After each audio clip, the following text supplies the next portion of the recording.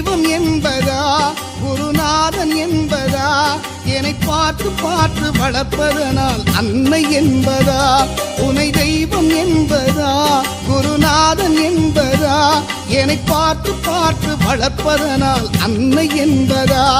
உனை கடவுள் என்பதா கருணை வடிவம் என்பதா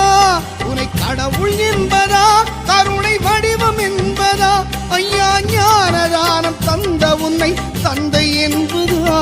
உனை தெய்வம் என்பதா குருநாதன் என்பதா என்னை பார்த்து பார்த்து வளர்ப்பதனால் அன்னை என்பதா